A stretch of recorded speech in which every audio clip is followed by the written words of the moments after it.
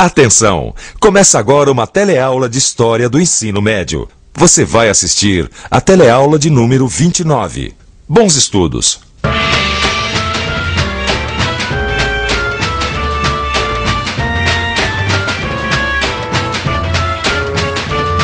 Na teleaula passada, a gente viu que o século XVIII ficou conhecido como século das luzes. Hoje, a gente vai aprender que o século XVIII também pode ser chamado de o século das revoluções. Na teleaula de hoje, a gente vai estudar as revoluções que aconteceram na Europa e na América no fim do século XVIII. Vamos ver que essas revoluções têm a ver com o fim do poder absoluto do rei, que era a marca do antigo regime. Hoje, a gente também vai entender por que a Revolução Francesa foi um dos acontecimentos mais importantes da história do ponto de vista da cidadania.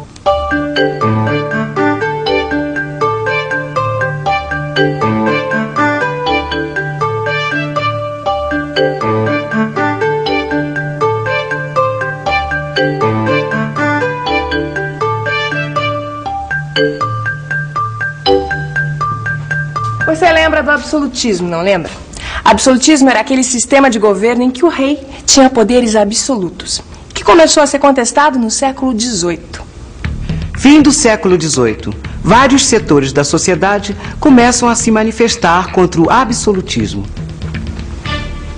As desigualdades, injustiças e o empobrecimento generalizado provocam um profundo mal-estar entre os habitantes que não gozavam dos privilégios concedidos pelo antigo regime à nobreza e ao clero. O sistema político vigente continua excluindo as classes sociais que pagam todos os impostos. Por isso, o desejo de reformas urgentes se espalha pelas populações europeias. Os camponeses não aguentam os impostos e as obrigações feudais. A burguesia quer o fim dos privilégios da nobreza e do alto clero e deseja participar das decisões de governo.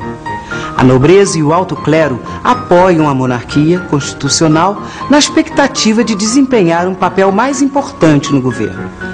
Quase todos os países da Europa enfrentam revoltas e rebeliões contra os príncipes e reis absolutistas. O primeiro grande sucesso na luta contra o antigo regime é a independência das colônias inglesas da América do Norte. Filadélfia, Estados Unidos. Querido Steve, finalmente conheci a sua cidade natal. É interessante imaginar que foi aqui que os colonos se reuniram em 1774 e decidiram formar um exército para combater as forças militares da Inglaterra. Deve ter sido muito duro para os colonos ter que lutar contra a Inglaterra durante 7 anos, mas acho que valeu a pena. Pelo menos os Estados Unidos se tornaram um país independente e fizeram uma constituição republicana, baseada em ideais democráticos. É verdade que a Constituição norte-americana se baseava em ideias que iam totalmente contra o absolutismo da época. Mas não vá pensar que tudo era perfeito. A escravidão, por exemplo, foi mantida naquela Constituição. Mesmo assim, o exemplo da vitória contra o colonialismo inglês se espalhou por todo o continente. E você conhece a história da Inconfidência Mineira, certo? Pois então, os Inconfidentes de 1789 se inspiraram na Revolução Americana para conspirar contra a dominação portuguesa aqui, no Brasil. Mas foi na França que o antigo regime sofreu o golpe mais duro, a Revolução Francesa. França, 1788. O rei Luís XVI governa o país num clima de calamidade econômica. A França se declara um estado falido. Não dá mais para adiar as reformas. O rei cede às exigências populares e forma uma Assembleia Nacional. Mas, na verdade, as intenções do rei são outras. Luís XVI quer apenas ganhar tempo. Ele concentra suas tropas nos arredores de Paris para prender os deputados da Assembleia Nacional. O povo se revolta contra a atitude do rei e toma a prisão do antigo regime, a Bastilha. Paris, França. Querida Maria Antonieta, eu estou escrevendo este cartão na famosa Praça da Bastilha. Era aqui que ficava a prisão do antigo regime francês, que foi tomada pelo povo no dia 14 de julho de 1789. Hoje sobrou muito pouco da Bastilha. Mas acho que os ideais da Revolução Francesa continuam valendo tanto como antigamente. Quando você ouve a frase independência ou morte, o que isso te lembra? Eu me lembro de um fato histórico que libertou o Brasil do domínio de Portugal. Do Dom Pedro I. Não foi ele que fez isso lá, quando ele libertou o Brasil do Portugal? Proclamação da Independência. E se eu disser liberdade, igualdade, fraternidade, o que isso te lembra? Além da bandeira de Minas Gerais, da Revolução Francesa. Queda da Bastilha, Revolução Francesa. Liberdade, igualdade, fraternidade eram os lemas da Revolução Francesa de 1789. No fundo, esses ideais de liberdade, igualdade e fraternidade têm a ver com a cidadania. Um assunto que ainda não está bem resolvido no mundo em que vivemos. E por isso mesmo, cidadania é um assunto que se discute muito até hoje. O que você acha que deve ser feito para que todo mundo tenha liberdade e igualdade de direitos? Educar a população. Uma distribuição da renda mais equilibrada, mais equitativa. Falta um pouco de humanidade nas pessoas. Muita coisa tem que ser mudada nesse país. Principalmente algumas leis que, além de não funcionarem, a impunidade é muito grande. E na época da Revolução Francesa, o que foi feito para garantir a liberdade, a igualdade, a fraternidade?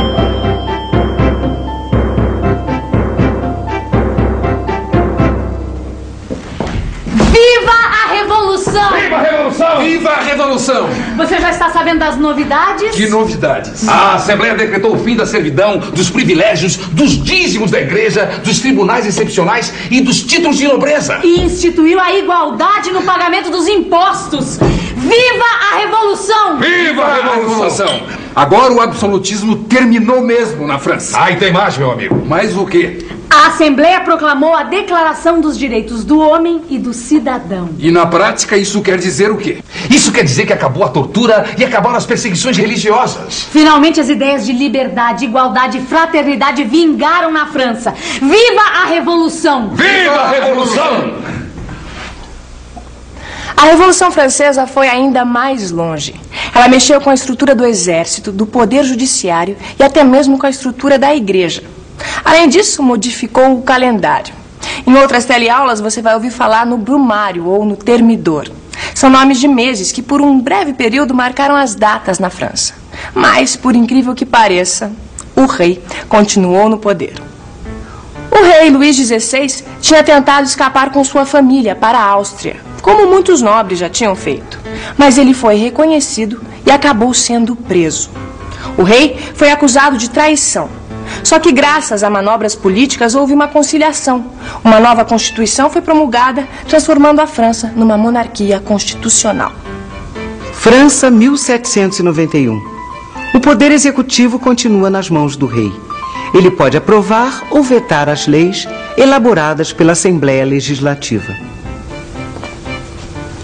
E os chamados clubes políticos se mobilizam para eleger os deputados da Assembleia Legislativa. O Jornal de Marat, um dos mais importantes líderes revolucionários, incita o povo a eliminar os traidores dentro da França. O povo toma as prisões e mata membros da nobreza e do clero. Enquanto isso, exércitos franceses tomam a Bélgica, a Holanda e o norte da Itália. Esses países se proclamam repúblicas aliadas e adotam os princípios revolucionários da igualdade e da liberdade. É nesse momento que as cabeças começam a rolar. Os deputados jacobinos assumem o controle da situação, liderados por Robespierre. O nome jacobinos vem do convento onde esses revolucionários costumavam se reunir. Os jacobinos sentavam-se à esquerda e os girondinos à direita na Assembleia Popular.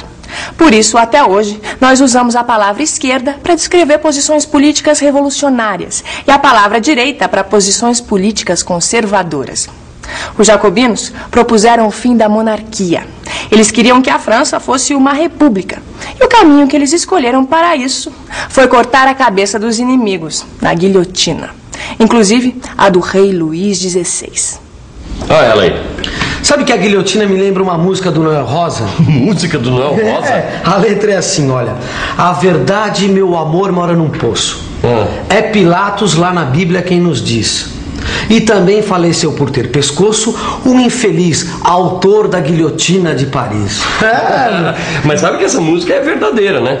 Por quê? Porque o cara que inventou a guilhotina, que aliás era um médico chamado Guilhotin, acabou perdendo a cabeça no próprio invento.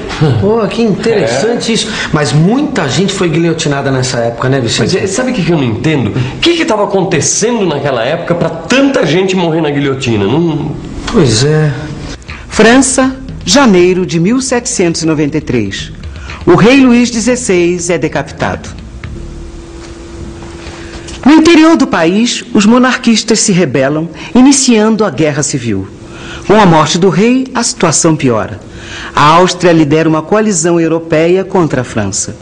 Em pouco tempo, os girondinos acusados de não defenderem a fundo os interesses da Revolução também são considerados inimigos do povo e enviados para a guilhotina. Os jacobinos tomam poder e instituem o Comitê de Salvação Pública. O comitê, presidido por Robespierre, implanta o terror jacobino, persegue nobres, girondinos e todos aqueles que contrariam suas decisões. Apesar disso, os exércitos revolucionários organizados pelo comitê conseguem destruir a coalizão europeia em poucas semanas. Com o fim da ameaça externa, o terror jacobino já não se justifica mais. Em julho de 1794, um golpe acaba com o Comitê da Salvação Pública. Robespierre e seus companheiros são guilhotinados. É o fim do terror jacobino. Robespierre perdeu a cabeça. E um ano depois, a França ganhou uma nova Constituição. Grandes reformas foram feitas e os princípios revolucionários de liberdade e igualdade foram difundidos em toda a Europa. Mas na França as coisas não iam tão bem. O governo não conseguia manter a ordem interna, nem controlar as disputas entre os vários partidos políticos. Foi aí que um jovem e vitorioso general encabeçou um golpe de Estado e iniciou uma nova fase do processo revolucionário francês. Esse general era Napoleão Bonaparte, um nome que você com certeza já ouviu muitas vezes. Nós vamos ver o que aconteceu na França e na Europa depois que Napoleão assumiu o poder em uma outra teleaula. Por enquanto, a gente fica com a revisão. E atenção, se liga aí que é hora da revisão. Na teleaula de hoje, você viu que o século XVIII foi uma época de revoluções. Revoluções que acabaram com o absolutismo e o antigo regime. Nas colônias inglesas da América, a luta dos colonos contra a dominação britânica teve como resultado a independência e a formação dos Estados Unidos. Na Europa, a Revolução Francesa mudou o curso da história. Com o tempo, a França se tornou uma república e os ideais de liberdade e igualdade se espalharam por toda a Europa. Agora você já tem toda a liberdade de abrir o seu livro de história e estudar tudo o que a gente viu hoje. Até a próxima!